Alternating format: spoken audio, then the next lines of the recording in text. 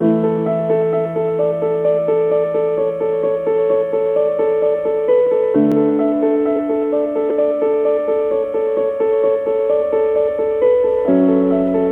बच्चों, एक बार फिर से आपका स्वागत है ए फॉर एजुकेशन चैनल में। हम लोग कर रहे थे 10th क्लास का चैप्टर 1 उसकी 1.1 एक्सरसाइज का क्वेश्चन नंबर 3 कर रहे थे। ऑलरेडी इसका एक पार्ट हम कर चुके हैं। हम कर रहे थे प्राइम फैक्टराइजेशन मेथड। तो उसके पहले आपको प्राइम नंबर पता होने चाहिए। आई होप आपको पता होंगे, आपने ऑलरेडी इससे पहले की कुछ वीडियोज़ चेक कर ली होंगी, तो आपको पता होंगे हमारे प्राइम नंबर क्या होते हैं। फिर भी मैं आपको एक बार बता देता हूँ, प्राइम नंबर वे नंबर होते हैं जो अपने अलावा किसी और के टेबल में नहीं आते हैं। ठीक है, जैसे कि एग्जाम्पल 2, 3, 5, 7, 11, 13, 17, 19, 23 ये ऑलरेडी मैंने लिखे हुए हैं, पीछे पहले वाले इसमें लिखे हुए हैं। आप जाएंगे आपको मिल जाएंगे। ठीक है, अब हम कर रहे थे इसका सेकंड क्वेश्चन। इसमें देखिए क्या है, 3 नंबर दिए 17, 23 और 29। इन तीनों का एचसीएफ और एलसीएम निकालना है। तो अगर आपको पता है कि प्राइम नंबर क्या होते हैं तो ये देख के आपको पता लग जाएगा भाई 17 भी प्राइम नंबर है, 23 भी प्राइम नंबर है, 29 भी प्राइम नंबर है। अगर ऐसा कोई नंबर है जो ऑलरेडी प्राइम है और उसका एचसीएफ निकालना है तो पहले ध्यान रखिए उसका एचसीएफ हमेशा 1 होता है। अगर सभी प्राइम नंबर है तो उनका एचसीएफ 1 होगा, क्योंकि उसमें कुछ कॉमन है ही नहीं। तो जब कुछ कॉमन ही नहीं है तो उसका एचसीएफ क्या हो गया, 1।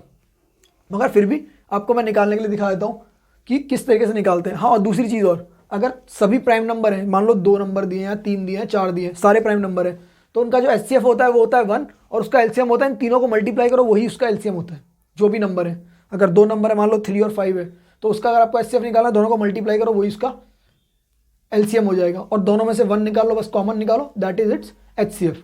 फिर भी चलो करके देखते हैं कैसे करते हैं। देखो, हमने पहले 17 का फैक्टर निकाला, दैट इज 17 एक ही बार जाएगा, 17 से ही जाएगा क्योंकि ये एक प्राइम नंबर है। ठीक है, ऐसे ही जब मैं 23 का निकालता हूँ तो 23 भी केवल अपने आप से जाएगा क्योंकि 23 भी क्या है, एक प्राइम नंबर है।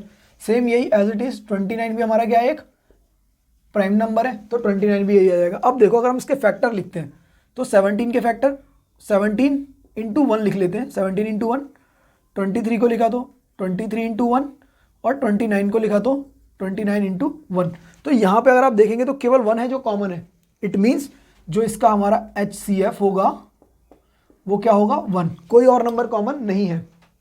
ठीक है, क्या होगा कॉमन, देखो 1। आप 1 को नहीं भी लिखेंगे तो भी चल जाएगा क्योंकि 17 इंटू 1 इज 17 और 17 अकेला लिखेंगे तो भी 17 होता है। मगर 1 मैंने इसलिए डाला जिससे आपको आइडिया रहे कि एचसीएफ हमारा क्या है जो कॉमन है। कॉमन क्या है हमारा, 1, यहाँ भी 1 और यहाँ भी, तो एचसीएफ हो गया हमारा 1। अब हमारा एलसीएम क्या होता था, क्या बताया मैंने आपको, जो एचसीएफ है उसको एक बार लिख लो, बाकी के जो नंबर बचा है उसको लिख दो। तो यहाँ कितना बचा, 17, यहाँ बचा आपका 23 और यहाँ बचा आपका 29। तो ये आपका बन गया एलसीएम। देखो, अगर हम चाहें तो इस 1 को यहाँ से रिमूव भी कर सकते हैं क्योंकि 1 से किसी को मल्टीप्लाई करेंगे तो इफेक्ट नहीं पड़ता उसका।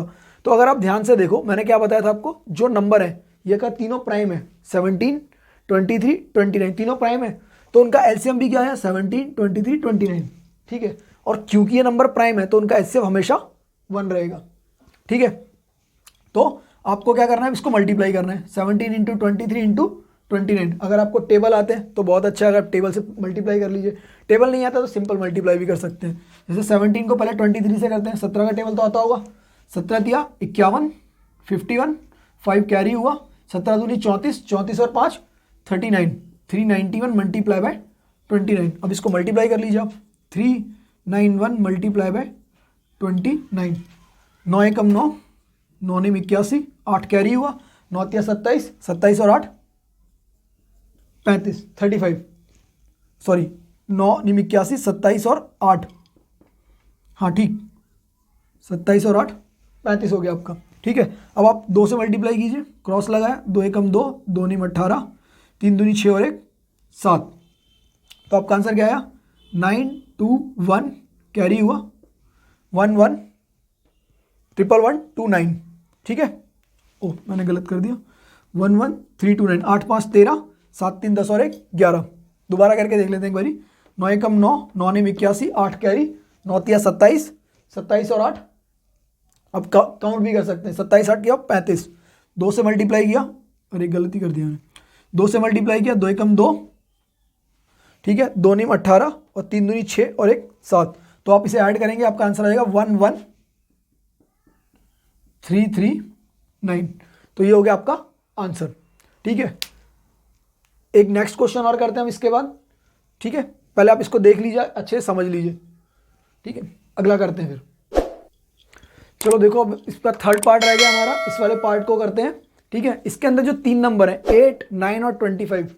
ठीक है, अब हालांकि ये तीनों प्राइम नंबर नहीं है, ठीक है, मगर अगर हम देखें तो ये अपने आप में को प्राइम है। को प्राइम वो नंबर होते हैं जो जिनके बीच में 1 के अलावा और कोई कॉमन फैक्टर नहीं है। अब ये आपको देख के कैसे पता लगेगा, आप बार बार क्वेश्चन करते रहेंगे, आपको पता लगता रहेगा। चलिए हम इस क्वेश्चन को आगे करते हैं। वैसे 8 के फैक्टर निकालते हैं। 8 2 से जाएगा, 2 4 जा, फिर 2 से किया 2 2 जा, 2 से किया 1। तो हमारे 8 के फैक्टर देखो क्या आ गए, हमारे 8 के फैक्टर आ गए 2 इंटू 2 इंटू 2। ठीक है, अब हमने 9 से 9 का फैक्टर निकाले, तो 9 किसके टेबल में आता है, 3 के टेबल में। 3 3 जा 9, 3 1 जा 3। तो हमारे 9 के फैक्टर क्या आ गए, 3 इंटू 3। अब हम निकालते हैं ऐसे 25 के फैक्टर। 25 किसके टेबल में आता है, एंड में 5 है, वैसे भी आपको पता है 25 5 के टेबल में आता है। 5 5 जा 25, 5 1 जा 5। तो 25 के आपके फैक्टर क्या आ गए, 5 इंटू 5। देखो इसमें भी सेम है, इसमें कोई नंबर कॉमन नहीं है ना, यहाँ सारे 2 हैं, यहाँ सारे 3 हैं, यहाँ सारे 5 हैं। तो इसका HCF क्या होगा, जैसा मैंने अभी पहले बताया था, जिसके अंदर कोई भी नंबर कॉमन नहीं होता है उसका HCF हमेशा 1 होता है। तो इसका HCF भी क्या हो गया, 1 हो गया। नेक्स्ट चीज क्या बताई थी मैंने, LCM। LCM मैंने क्या बताया था आपको कि LCM आपका क्या रहता है, जो भी कॉमन है उसके अलावा आप चाहें तो देखो 1 बचा था ना, यहाँ 1 एक बार ऐड कर लो आप, क्योंकि इससे कोई फर्क नहीं पड़ेगा, बट एक आपको समझने के लिए फायदा ये होगा कि HCF कहाँ है, ये जो कॉमन नंबर है, क्योंकि 1 सब में कॉमन है, 1 कॉमन है, तो 1 इधर आ गया। अब बाकी के जो भी नंबर बचे हैं वो सारे आपके क्या होंगे, LCM। तो यहाँ क्या थे, 3 बार 2 था, 2 इंटू 2 इंटू 2, फिर आपका 2 बार 3 था, 3 इंटू 3, फिर आपका 2 बार यहाँ पर देखो 2 बार आपका यहाँ पे 5 है, तो 5 इंटू 5। अब आपको इस सबको मल्टीप्लाई करना है। तो देखो इसमें मल्टीप्लाई करने के 2 तरीके हो सकते हैं। जैसे आप करते हैं वो होगा कि आप 2 को पहले करते चलेंगे, इसको इससे किया, फिर जो आंसर आया फिर उसको इससे करेंगे, फिर इससे करेंगे, फिर इससे करेंगे, फिर ऐसे करके आपका आंसर कॉम्प्लिकेटेड होता रहेगा। मैं आपको एक ईजी तरीका बताता हूँ।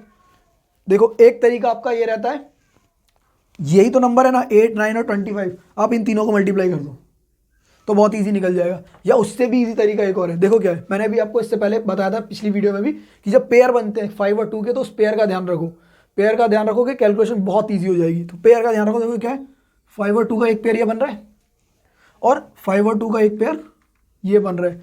तो 2 पेयर का मतलब हो गया, एक पेयर मतलब 10, एक और पेयर मतलब 10। ठीक है, मल्टीप्लाई नहीं किया हमने कुछ भी, हमको पता लगा 5 2 10, 5 2 10, 10 इंटू 10 पता 100 होता है। ठीक है, अब जो नंबर बचा क्या बचा, 2 3 3। इसकी कैलकुलेशन देखो कितनी आसान है, 3 3 जा 9, 9 2 जा 18। ठीक है, तो क्या किया आपने, मल्टीप्लाई बाय 18। अब देखो कुछ करना पड़ा मैं कैलकुलेशन में, 18 यहाँ लिखा, 1 0 2 0 2 0, ये आपका आंसर आ गया इतना आराम से, कोई दिक्कत नहीं ना। देखो दोबारा बताता हूँ क्या किया, 2 इंटू 5 10, 2 इंटू 5 10। अब क्या बचा, 3 3 जा 9, 9 2 जा 18 लगाया और पीछे की 2 0 उठाई, आंसर निकाल दिया आपने। तो इस तरीके से बड़े आराम से आप इसको आंसर को कर सकते हैं। एक बार दोबारा देखिए क्या बताया था मैंने कि अगर तीनों नंबर अलग है जो कि को प्राइम में कोई भी चीज़ कॉमन नहीं है, तो उनका HCF हमेशा हमारा 1 आएगा, और LCM उनका हमेशा क्या होगा, जो वो तीनों नंबर है। अगर आप इन तीनों को मल्टीप्लाई करेंगे ना तब भी आंसर यही आएगा। जैसे 25 अट्ठे कितना होता है, 25 अट्ठे 200 होता है, 200 मल्टीप्लाई बाय 9 इज 1800, तब भी आंसर आपका यही आता। ठीक है, अब आप ऐसे निकाल लीजिए चाहे ऐसे निकाल लीजिए। आई होप आपके क्वेश्चन अच्छे समझ में आ गया होगा।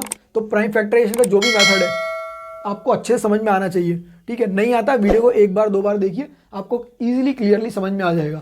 तो A4 एजुकेशन में आने के लिए आपका बहुत बहुत धन्यवाद। मैं उम्मीद करता हूँ आपको सब चीज़ अच्छे से समझ में आ रही होगी।